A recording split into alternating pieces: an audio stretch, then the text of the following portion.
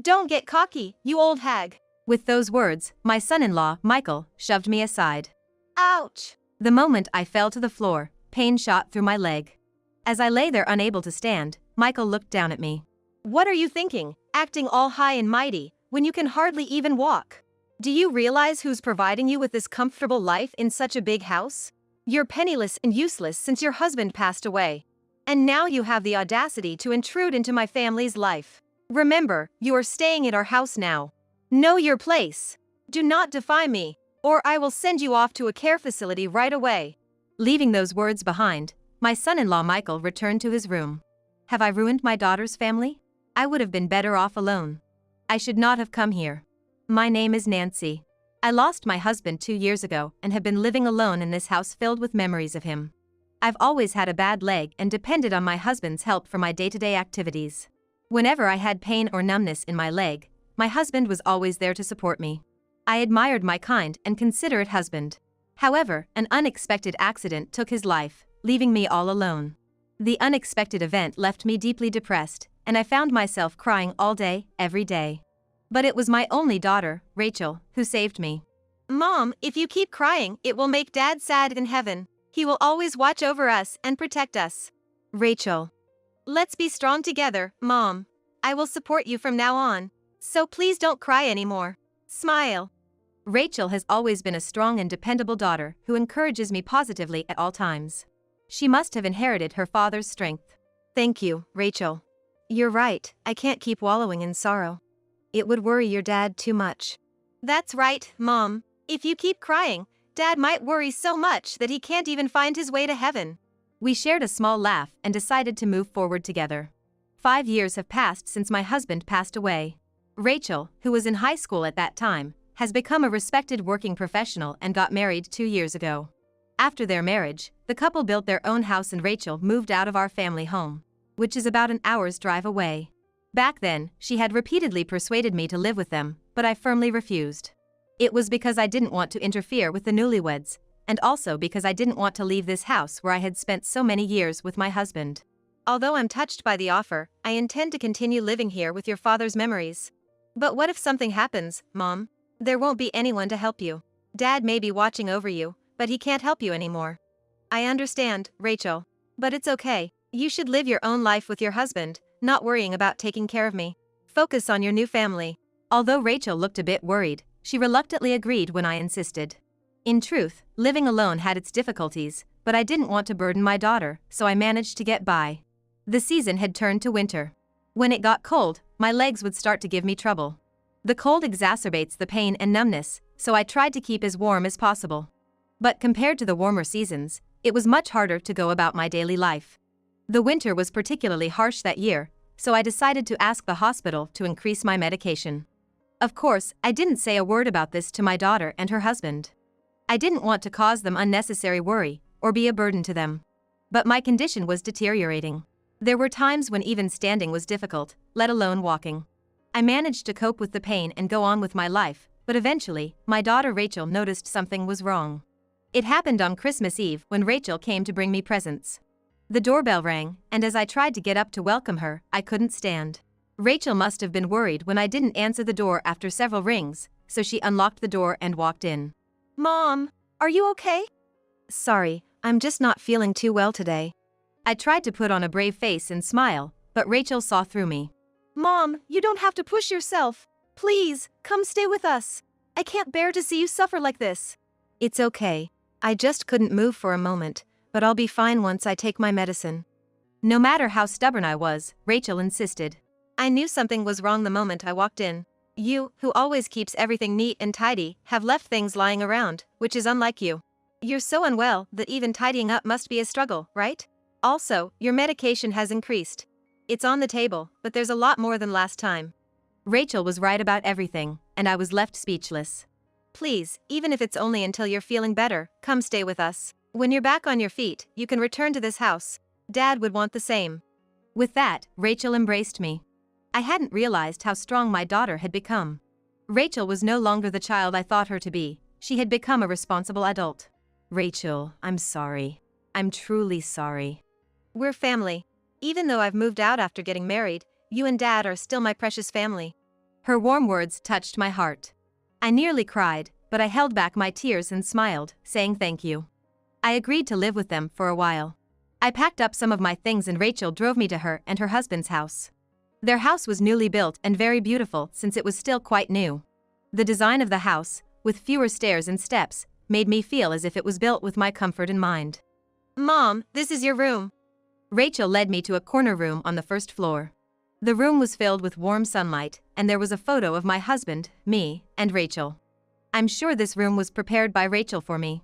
The kitchen is this side, and the bathroom is over there. If you need anything, just let me know. Thank you, Rachel. Where's Michael? Since we arrived, Rachel had been showing me around, but her husband Michael was nowhere to be seen. He should be in his room. Don't worry about it, Mom. But I should say hello. After all, I'm going to be a burden on him. Rachel's face clouded over a bit. The truth is, Michael has hardly been leaving his room. I haven't seen him for quite some time now. But he knows about you moving in, so don't worry. What do you mean he doesn't come out of his room?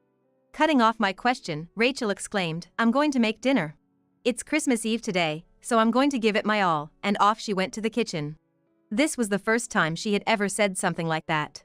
After all, I hadn't met her husband, Michael, since the day they came to tell me about their marriage. There was no formal meeting with Michael's family, and no wedding ceremony.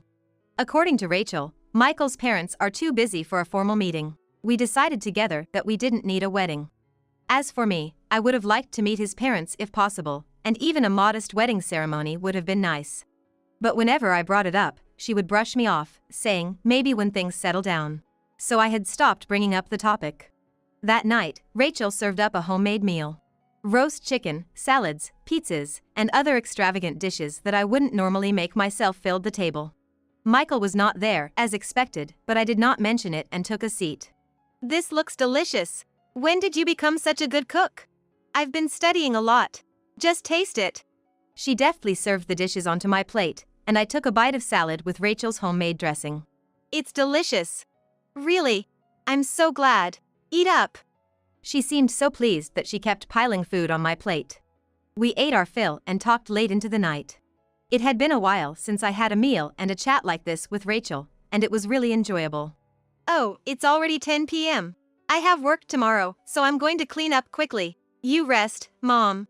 We've been talking for a long time. Can I help clean up? No, it's fine, I'll finish quickly. Good night, Mom. I had been bustling around since morning and was quite tired, so I decided to take advantage of Rachel's kindness and rest in my room. I'm concerned about Michael, but it's not my place to interfere. I decided not to make any unnecessary remarks and went to sleep. Have a nice Christmas. Around 8 a.m., Rachel left for work. There was a note in the kitchen, eat this if you want, alongside a homemade meal. Had she gotten up early to prepare this? I felt both grateful and guilty. I need to get my leg in better shape so I can return home as soon as possible. I was in my room, working on exercises and rehabilitation for my leg. I heard footsteps from the direction of the stairs. The footsteps were heading towards the kitchen. It was Michael. I hurried to the kitchen. Good morning, mother-in-law. Michael, looking rather disheveled, greeted me in a relaxed tone. His hair was a mess, his beard grown out. He looked like a completely different person from when I had met him 2 years ago. Hello. As you may have heard from Rachel, I'm going to be living here for a while until my leg gets better. I know it's a lot of trouble, but I hope we can get along. Unable to hide my bewilderment, I smiled. How long is for a while? Huh? The question came out of nowhere. So, how long is a while? Rachel seems worried about you, but I'm not. I'm planning to go home as soon as possible. When Michael came to ask for Rachel's hand in marriage, he was in a neat suit, a clean-cut guy. He spoke confidently, promising, I will definitely make your daughter happy. I didn't think he was lying, and I trusted him when I said, please take care of my daughter. But he was completely different from then. That's good. That's helpful, he responded. I'm sorry. I should have discussed it with you properly. I apologized. Rachel said, it's okay, but apparently, he wasn't pleased. I deeply regretted coming here. Oh, by the way, could you do this for me, mother-in-law? Michael handed me a note. It had a handwritten list, 5 snacks, 4 bottles of juice, magazines, and so on. What is this? It's a shopping list for this morning. The closest supermarket is open from 8 in the morning, so it should be open now. He was fiddling with his phone without even glancing at me. He then continued. Rachel is out working every day, so could you please help out in her stead, mother-in-law? You're not planning on just freeloading here, are you? He said with a grin, just leave the stuff you buy somewhere around here, and then he went upstairs. I never expected him to be this kind of person. I was shocked and worried about Rachel. Has she been tolerating this all this time? Since she's such a kind girl, she might not have wanted to burden me with the details. It was another cold day outside. The forecast had said it might snow, so we could have a white Christmas. I dressed as warmly as possible and headed outside with the note. Rachel would go to work almost every day, and often she came back late. The only time she could rest properly was on Sundays, when she would do housework and go shopping. Michael was always cooped up in his room, leaving Rachel to take care of the house. However, on days when Rachel wasn't there, I was sent out to do the shopping and other errands by Michael. The biting cold made my legs hurt and it was hard to walk. I couldn't tell Rachel. She had enough on her plate, and I didn't want to add to her worries. This lifestyle continued for about a month. One day, I returned from my usual shopping trip to find an unfamiliar pair of women's heels at the front door. I had a bad feeling. I left my shopping bags where they were and struggled up the stairs, holding onto the handrail. I finally made it to Michael's room and cautiously approached the door. Inside, there were two people. I heard Michael's voice, and a woman's voice I'd never heard before. They were talking with great joy, and there were moments when the woman laughed loudly. This was an shocking truth. I can't believe it. My son-in-law is having an affair, and even bringing her into our home while my daughter is out working. It's absolutely unforgivable. I must never forgive this man. Something taut within me snapped. Before I knew it, I had thrown open the door to Michael's room, my voice raised. What are you two doing? Sure enough, there were two people in the room. An unknown woman looked at me with a dumbfounded expression. Michael clicked his tongue, stood up, and walked toward me. Michael, what's going on? Are you doing this all the time? Shut up. You just barged into my room to lecture me? Just answer me, I can't stand this. My anger was not subsiding. I glared at him fiercely. What's that look for? Don't what me? Explain properly. In that moment, he shoved my shoulder hard. I told you to shut up, old hag, get into a care facility. Don't you dare dictate to me. I fell onto the floor. A strong pain shot through me, and I could not even stand up. Don't you act so high and mighty when you can't even walk properly. Who do you think lets you live in such a big house?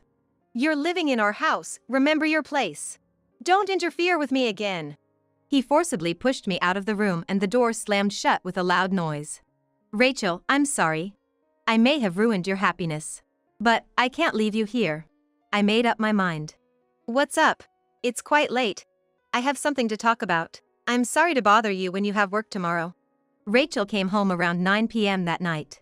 Usually, we would just exchange words like good night, have a good rest, but today, I had her come to my room. And I told her everything that happened today. It was hard for me to tell the story, but it must have been even harder for Rachel herself. Rachel listened to my story in silence. I see. Thanks for telling me. Rachel. Having heard everything, Rachel managed a sorrowful smile and said nothing. Despite her brave front, it was clear that she was in deep pain, possibly on the verge of tears, and I couldn't stand idly by. Rachel, this is not okay. You can't keep enduring this. I'll always be here to protect you. And not just me, your father too. Slowly, her expression distorted, and a tear trickled down her cheek. The thought of anyone pushing my daughter to such a breaking point was absolutely unbearable. I decided then and there I would do anything to help Rachel, crying in my arms. The next day, Rachel went to work as usual. Despite everything that happened the day before, Michael still had the audacity to load me up with chores like grocery shopping. It was perfect. I had a plan. Every morning around 9, I would leave the house to run my errands. Given my slow pace, I always ended up returning sometime after noon. Just like every other day, I went out at the same time, pretending to run errands. Then, I quietly circled around to the back door and slipped back into the house, making sure not to make a sound. I discreetly set up my smartphone camera where it had a clear view of the front door, remote in hand to control the additional camera I had received from Rachel. And then, I waited. About an hour later, the doorbell rang. I hear the sound of footsteps descending the stairs. With a click, the front door swung open. Welcome. Sorry about yesterday, must have surprised you. The woman who was in the house yesterday flung herself into Michael's arms. This was it. In a frenzy, I started snapping pictures. Over and over again, I pressed the shutter. They shared a kiss and disappeared upstairs. I continued snapping pictures until they were out of sight. When the clock struck noon, Rachel was back home. I'm home. I had asked her to finish her work in the morning and come back home. Michael's mistress was still inside our house. I signaled to Rachel with my eyes and together we opened the door to the upstairs room. What? Rachel? Hi, Michael. I finished work early today. I've told you to inform me beforehand if you're coming home early. Why today of all days? The two in the room were visibly rattled by the arrival of Rachel. Michael was even more flustered than when I had appeared the day before. And he glared at me. It was you. You spilled the beans, didn't you? After intruding into our home and causing such chaos. You're just a penniless retiree, leeching off your daughter. He raised his voice and attempted to push me away. Rachel stepped in front of me. Stop it. Out of my way. Are you seriously prioritizing your mother over your own husband? Well, aren't you prioritizing your mistress over your own wife? Just get out of my way. I want your mother out of our house now. Our house. He still seemed to think the house was his. I never told you, but the owner of this house is my mom. What? This land and house, they belong to my mom. She's the one paying all the taxes and expenses. But if you knew that, your pride would be hurt, wouldn't it? Besides, I saw no need to tell you, since you're always cooped up at home without a stable job. Indeed, as Rachel pointed out, I owned all of the land in this area. My late husband had originally owned it, but I had inherited it. And as a wedding gift, I had given the house to my daughter. At the time, I thought they were still young and might struggle financially, so I arranged for all the taxes and expenses to be paid from my account. But not only do you just stay cooped up at home, you're also bringing women I don't even know here. No, Rachel, wait. Against Michael's too late attempt at an excuse, Rachel declared a divorce. She even added she already hired a lawyer. So, I'll need you to leave by tomorrow. This is an eviction notice from the homeowner. Michael was speechless, and the mistress scurried off. What are you talking about, asking me to leave by tomorrow? Hey, Rachel, let's talk. If we talk, I'm sure you'll understand. You better listen to what the homeowner is saying. Michael just crumpled right there, at a loss for words. In the end, the couple divorced.